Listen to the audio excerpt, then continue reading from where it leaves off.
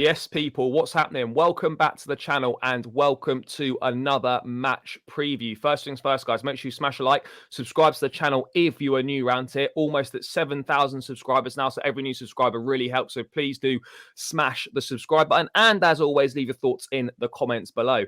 And after what's felt like a long week, Chelsea are back in action again, hosting Aston Villa at Stamford Bridge on Sunday, looking for just a second win of the season so far. Sitting 14th in the table, it's certainly not gone as we would have expected at the start of the season. This fixture last year turned out to be Graham Potter's last one in charge. It certainly won't be Pochettino's last one in charge, but if we were to lose, the pressure would certainly ramp up again. And the form at Stamford Bridge is not good. One win in the last 10 for Chelsea at home in the Premier League. And that was against Luton Town, who, with the greatest respect, are probably going to get beaten by most teams this season. But to dive into the game, analyse it from a Chelsea perspective, I'd like to be joined by Nina. Thanks for coming, as always. It's a strange feeling at the moment, but you're going into Chelsea games and don't tend to feel too confident about any of them right now. No. Thanks for having me, first of all, anyway. And yeah, I mean, I said that last season, kind of the mood and the atmosphere surrounding the Aston Villa game, where, of course, it was Graham Potter's last. And yeah, the difference is that his clock was ticking then. Pochettino's not under the same pressure, although a loss would be really disappointing. But I don't feel any more confident than I did, surprisingly, back then. And some would say that we're worlds apart in terms of transfers, etc. But really, as a team, we're still not a team. We were a bunch of individuals back then, and right now it still kind of feels like it. Even though we are seeing some kind of glimpses of chemistry and like good 1-2s between the players, there's still nothing that gives me confidence going into this game. And yeah, like you said, Stamford Bridge isn't really a place where I feel hopeful that we get points. And yeah, at home or not, it doesn't really give us much advantage. Teams come to Stamford Bridge knowing that they might be guaranteed points. They know where our weaknesses are and they know how to expose them. And it's quite sad, really, that we're sitting here with that same mentality of, can we get a draw? Can we get 3 points? I mean, Stamford Bridge used to be such a fortress. I mean, back in the sort of the first Mourinho years, and even after that as well, I think we went 80 odd Premier League games unbeaten at home. Now, like, as you say, like, we're struggling to win any games at home. And this is not something new. This is not just this season. This is not last season. This is going back quite a few seasons now. And I don't understand why we're so bad at home. I know that we obviously struggle to break teams down that come and sit men behind the ball. Obviously, the atmosphere is not always the best at Stamford Bridge. I think that's a fair thing to say. But I mean, why do you feel we struggle so much? Because if we want to qualify for the Champions League and if we want to finish as high at the table as we can, you can't be having home form like ours. No, I mean, I wish I could answer that question, Charlie, to be fair, but I mean, does anyone know? It's like right now, we know that confidence is very stripped in the team, and we don't really have an identity, as you can say, as some of the other clubs have established for themselves over the last couple of years. It seems that we've kind of gone backwards, and for us, it's almost like we're taking baby steps trying to find this system, and for Pochettino to almost kind of make friends with, like, make these players introduce themselves to each other. And it feels like they don't have confidence that they can win. And when you don't have confidence and you don't even think you can put out a fight, it shows on the pitch, it translates. We don't see players try and take these risks or take shots from outside the box like other players do in other clubs. Like, who does? Nobody. It almost seems that we've reverted back to kind of side to side football, even though we saw glimpses of what we were hoping for in pre-season.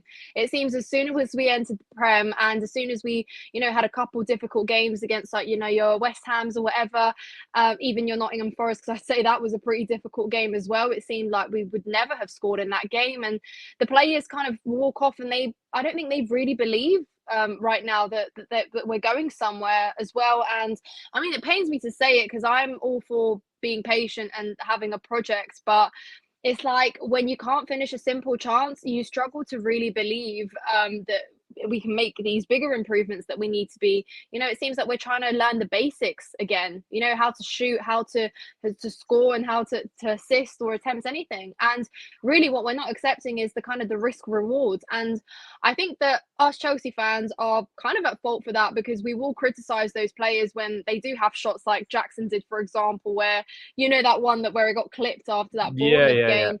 And following from, moments like that, those players, I think they crawl back into their shells. And, I don't know if Jackson continues to attempt shots like that. Maybe that drops his confidence as well. And at the end of the day, I do cut them a lot of slack because they're young. And I think what people are forgetting is that we paid for potential. We didn't pay for well-established players that have proven themselves on the highest level, can bash in goals, year in, year out, can be at that consistent level. No, we bought players that we saw potential in that are going off the back of, maybe a good season or some consecutive, goals like Nicholas Jackson did in Spain. But realistically, you have to still accept that time needs to be given. But yeah, it's really frustrating though when you actually can't get a result to save your life. So I'm really sitting on the fence. It's hard, but I'm still trying to look at it on the positive side, to be fair. I mean, talking of positives, because it's not all doom and gloom, despite, sort of the narrative around the club at this point in time. I look at the game so far this season. Yes, it's only one win, but I actually think throughout the games, there's been a lot of positives in most of them. Maybe not the Nottingham Forest one, but certainly in the rest of them, there have been positives. We are creating chances. Like, we've created more than enough chances in our games to win those games, but we've not been able to put the ball in the back of the net. Now, that's not a Pochettino problem. That's been a Potter problem. That's been a Tuchel problem. That's been a Lampard problem. It's been a problem really for the last 6 years since we haven't been able to replace Diego Costa. So I do cut Pochettino a bit of slack because he can't make them put the ball into the back of the net. Yes, he could maybe do a few different team selections here and there, maybe not play Levi Cole at left back, maybe not play Ben Chilwell at left wing, but it's like he can't make us score. And I think particularly the Bournemouth game showed me that whilst we're creating chances, there's still a complete lack of chemistry between the attackers in the final third. Like, people, they don't understand each other's runs. Like, if the fullback's overlapping, then instead of the winger going inside, they're also going outside. There's not an understanding of how these players play together. They're not on the same wavelength, and that's to be expected. But it is also frustrating. So, like, I'm not like fully crisis mode at Chelsea, but things have got to improve really quickly. I don't worry so much about the long-term future of the club. I think the long-term future of the club is pretty set and pretty secure. But in terms of the short term, like, Pochettino's got a really tough job in his hands because we've got to get as many points on the board as quickly as possible, and the fixtures aren't getting any easier. This sort of start to the season was meant to be our easier fixtures. So look, I do cut him slack. I do think he's doing a good job. And I actually think he's coached more wins than we've actually got on the board right now. But that's all ifs and buts. Ultimately, the only thing that matters is the scoreline. And we've not been on the right end of the scoreline enough this season. But I mean, if you throw it ahead to Aston Villa on Sunday, what are your thoughts heading into that game? Obviously, Caicedo is going to be assessed on Saturday lunchtime to see whether he is going to be fit enough to play or not. Broja might be on the bench potentially. Madueke's back in the squad, as is Cucurella. So we've got some players coming back from injury, which is a plus. But yeah, what do you think we need to do differently in order to get a win? Other than, I mean, obviously we need to put the ball in the back of the net, but I guess it is kind of just that, because I actually don't think the performances outside of scoring have been that bad. No, you've said it. It's all in the goal scoring. If you look at how many goals Villa have scored this season across like all competitions, I'm pretty sure they're around 20. How many goals have we scored? Less than 10 for sure. Don't know the exact number. We haven't scored for the last 2 games. Well, there you go. That just says it yourself. Villa have been scoring goals. We've been struggling. It's been our most difficult thing for not just last year, years before as well.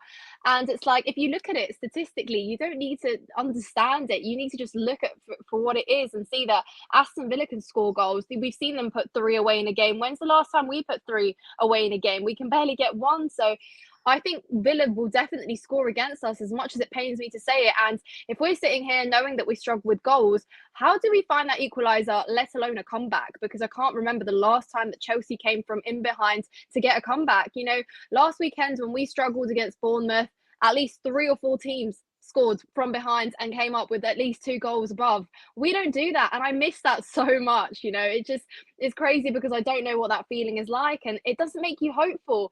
I mean, like you said, if we were seeing goals scored but the performances weren't as best and we were making mistakes and maybe the way we were conceding goals, could be improved, then yeah, maybe I feel a bit hopeful. But when I haven't seen us actually be able to score and put these chances away, I just don't see how it clicks and happens, against Villa. And I think Villa are a very serious team. I mean, it's no secret to anyone right now that what they have going on is really, really great. Yes, maybe they could be a little bit tired from yesterday, hopefully, but either way, they know that they bring in quality to the Prem as well, and they've made themselves look like a serious team. Yeah, they had the fair few couple difficult games, like they played Liverpool as well, but they equally did well in their others. And yeah, I think you can just basically place it down on goal scoring for Yeah. Sunday, in my opinion.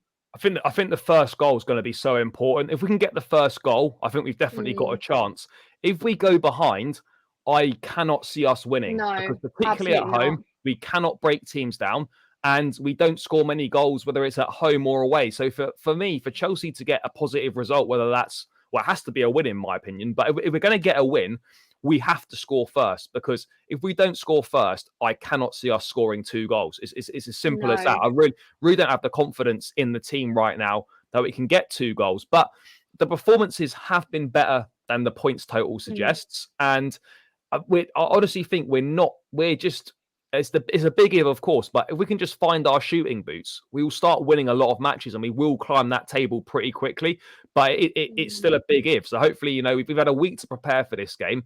We should be more than ready for it. Villa were in Poland on Thursday night. They lost that game 3-2. They're traveling. Yes, they made 5 changes from their normal lineup, but a lot of their players were still involved. So hopefully we can maybe try and make some use of that. But it's going to be tough. It is going to be tough, but we just got to go for it. Basically, move the ball quicker, mm. make the most of our opportunities, and it really is that simple. We have to get the first goal, and then we just have to make sure we don't make any mistakes because, particularly at home, we have made a few mistakes, individual errors that have led to goals. I mean, in terms of team selection, maybe Caicedo's back. Maybe not, but if he's not, I think Ugochukwu deserves to continue in the middle of the park alongside Enzo Fernandez. I've not enjoyed watching Enzo Fernandez playing at number 10 in the last 2 games. I thought the game Mm. against Bournemouth was his worst game of the season. He's not a number 10. Get him in that pivot position alongside Ugochukwu or Caicedo. And I'd be bringing Cole Palmer in, and then the rest I'd probably leave the same, to be perfectly honest. I mean, what changes, if any, would you make to the side that started against Bournemouth? Do you think he's going to start Cole at left back? Probably, yeah. I mean, He's played every game there this season. yeah. I don't know. I'm kind of struggling to like what is Pochettino doing right now? So is he trying to obviously because Cucurella's been out right now? Yeah, we know that Cucurella can play left back. Obviously, Chilwell he was kind of playing further up the pitch as a winger, and then obviously he didn't even start against Bournemouth. And then some people are saying that we're really kind of setting ourselves up by playing players out of position, and that Cobble isn't a left back. Even though I think he grew up playing as a left back. I don't know if I'm wrong with Yeah, that, but he's not played much there in his senior career though. yeah, no. But equally, I think not making too many changes, like you said, kind of just continuing to push this team. I mean, I think Pochettino doesn't really know who his strongest starting 11 are anyway, because of the amount of injuries we've had. And it's almost a shame because players will play alongside each other and then they won't because things change so drastically the next game. And it's like you can't build momentum and you can't build rhythm if things are chopping and changing so much. And we're a new squad as it is. You don't need to continue, and that's not on Pochettino. I know he has to because of injuries and etc. Change things so much, but for me, just seeing some consistency in those lineups, regardless of who's having a good game or a bad game, we can't just fall into this repetition of benching players that might not be having a good game and gifting minutes to this one. No, I think Pochettino himself emphasized that whoever's training well gets to play, and it's just all about installing that mentality and hopefully building some chemistry because those players need to get used to playing with each other. That's why I'm such a big advocate for Mudryk to start as well, because give him the run of games now. It doesn't matter if we need 3 points regardless. I know we do, but if we keep saying that Mudryk needs those games, can you hear me okay? Yeah, Sorry.